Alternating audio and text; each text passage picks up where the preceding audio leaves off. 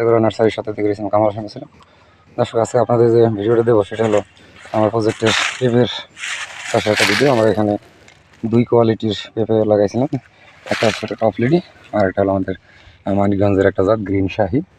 তো এটা টপ লিডি, পেঁপের সাইজ তো দেখলে অনেক বুঝতে পারবেন। তো এখানে ধরেন এই যে কিছু গাছ লম্বা টাইপের ফল, আবার একটু মাঝারি লম্বা যেটা, এই ফলগুলো বেশ সুন্দর। আমার এর আগের সেই গতবারের বাগানের ভিডিও আপনাদের দেখতেছি। তো এইটা আবার এই গাছের বয়স প্রায় 4.5 মাসের মতো। আমরা শীতের আগে লাগাইছি, তো শীতের কারণে 2 মাস এমনিতে গাছ থমকে গেছে, গাছের গতি বাড়ে নেই। তো এখানে মূলত বাড়ি থেকে দূরে আসা হয় না, অনেকটা আমার মালচিং দিয়ে পাশাপাশি বড়ই গাছ লাগাইছিলাম মাঝখানে, এখানে বড়ই গাছ, বড়ই ছাড়া মানে এক মাস আগে লাগাইছি।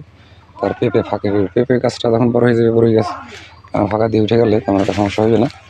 এই গাছটা ঝড়ে ভাঙছি। একটা গাছ দেখুন, এটা মোটামুটি পেঁপের সাইজ কিন্তু মাসাল্লাহ সুন্দর হয়ে গেছে। এখন খাবার দিলে, ভিটামিন দিলে 15 দিন পরে হারভেস্ট শুরু হবে। তো গরমের দিনে যেমন 3.5 মাস থেকে কাঁচা পেঁপে হারভেস্ট করা যায়, বড় হলে 4 মাস। শীতের আগে লাগাইলে সেক্ষেত্রে একটু সময় বেশি নেবে, কারণ 1-1.5 মাস, প্রায় 2 মাসের মতো বেশি লাগে। কারণ হলো শীতের সময় গাছটা কম বাড়ে, আর শীতের দিকে লাগালে গাছটা একটু খাট টাইপের হয়, আর বর্ষার দিনে গাছটা অনেক বড় লম্বা হয়। ছোটো গাছ এগুলো গতবার আমরা ভিডিও দিয়েছিলাম যে মাটি থেকে 6 ইঞ্চি, 7 ইঞ্চি, 8 ইঞ্চি এরকম বড় যে 10 ইঞ্চি দূরে আছে।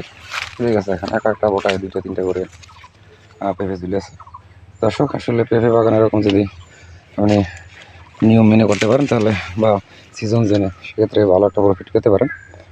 তো আমরা গতবার পেঁপে গাছ লাগিয়েছিলাম প্রায় 150টার মতো, সেখান থেকে আমরা মাশাআল্লাহ ভালো ফলন হয়েছে এবং ভালো দামে বিক্রি করছি। তো এখন সেই গাছগুলো একটু বয়স্ক, নতুন আবার ফুল ফল আসছে। আগের পুরোনো গাছ মানে ফল প্রায় শেষ। তো এই নতুন গাছ আবার মানে এখন থেকে বিক্রি শুরু হবে কিছুদিনের মধ্যে। ইনশাআল্লাহ দোয়া করবেন সবাই, দোয়া করবেন যাতে এই কৃষি করে বিশেষ করে সফলতা অর্জন করতে পারি। তো এই খরার কারণে আসলে অনেক টাকা লস হয়ে গেছে।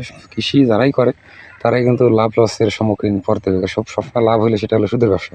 কৃষি কাজটাই এটা নবীজি সুন্নাত করছেন, কী কারণে, যার মধ্যে লাভ লস দুটি আছে। তো ভিডিও অনেক লম্বা হয়ে যায়। দর্শক, কারো যদি এই সম্পর্কে জানার ইচ্ছা থাকে তাহলে আমাদের সাথে স্ক্রিনে দেওয়া নাম্বার বা আমার ইউটিউব চ্যানেল সাবস্ক্রাইব দিন, বিশেষ করে শেয়ার করে দিন। তো তারা সদকা জারিয়া সব এটা দেখে যারা উপকৃত হবে তারা আসলে এটা মানে মৃত্যুর পর এটা মানে পাওয়া যাবে। তো ভালো থাকেন, সুস্থ থাকেন। আসসালামু আলাইকুম রহমতুল্লাহি ওয়া বারাকাতুহু।